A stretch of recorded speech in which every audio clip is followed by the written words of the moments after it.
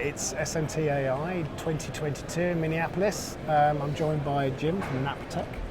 Thanks for coming over. Yeah, very nice to be here. Give me an overview of where the business is at the moment. We've had a strange few years, and the world is still a strange place. But yeah. So depending on when you last touched base with Naprotek, we've gone through pretty massive changes, mostly through acquisition. So it's a 28-year-old company.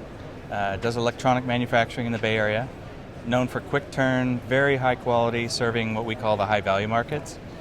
We bought two companies. We bought a company in San Jose, another company in Londonderry, New Hampshire, to expand the business pretty dramatically, and we've created centers of excellence.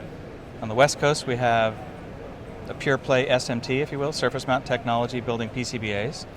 And then on the East Coast, we do RF products and microelectronics or wire bonding. So it's a pretty unique offering for folks that aren't familiar with moving up the food chain besides just a printed circuit board, which is, people call it putting tops on bottoms, right? You're putting parts on a printed circuit board. It's still quite complicated, especially now with supply chain. Yeah. But our value proposition just continues to grow, and it's that's quite a big exciting change, time. Isn't it? Yeah, it is. And you know how. I mean, that's great if that's come literally out of the way we've been for the past few years of shutdowns and COVID and everything. So the burden now becomes part of our problem as well. So if a customer can't find parts, we're doing everything we can to help them, whether it's licensed distributors. We're even looking at licensed brokers, which is used to be a bad word. It's actually a good word now. So however it takes to get parts, we're willing to not compromise. We have to go through channels and we have to get authority.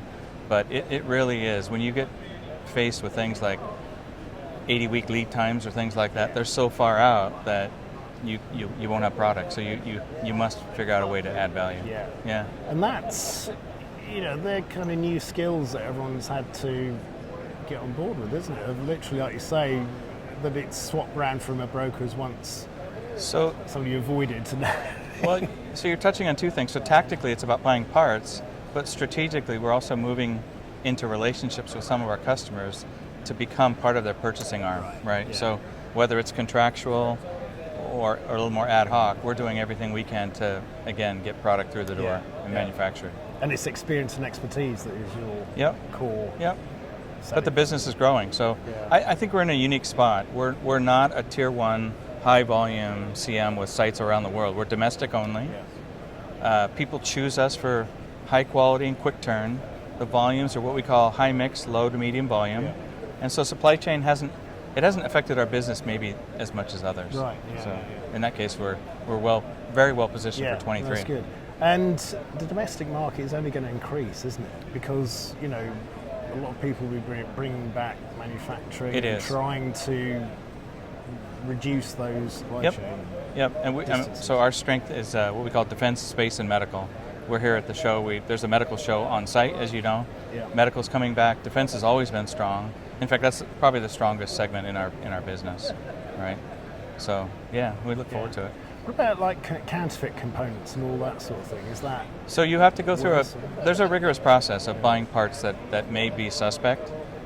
When you buy it from an unauthorized distributor, you have to go through a whole process of evaluating if it's silicon, for example. You have to test it. You have to assume that it may or may not be from the source.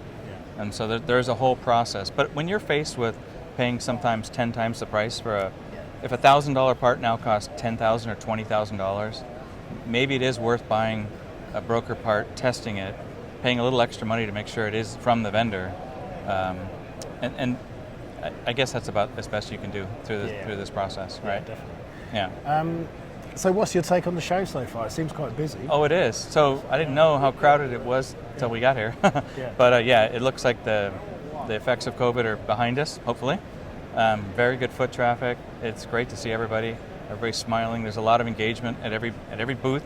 You see the dynamics that we used to have. It's back. Yeah, exactly. I would say it's think back. You're right. I think this is probably the first show where it does feel it's got back to where we were. Yep. It's a 2-day show, but I spoke to somebody in the elevator that got here 2 days ago. They got here Sunday just to get ready for the conferences on Monday, right? So some people are seeing this as a longer event and getting more out of it. Yeah, and I think they've been quite busy as well from what people are saying. So yeah. So well, and the weather's nice, right? We're in Minnesota, and the weather. I couldn't. Yeah, I was. This wasn't what I was expecting. Yeah. No, that's fantastic. Yeah. Well, you're Canadian, aren't you? So you're used to a little bit cold. Yeah. We're in California, so we're used to nice weather. Yeah. Well, thanks for spending time talking to us. Great to meet you. Yeah, my pleasure. I hope the rest of the show is really successful. Yeah. Look forward to talking to you again. Thank you very much. Thanks.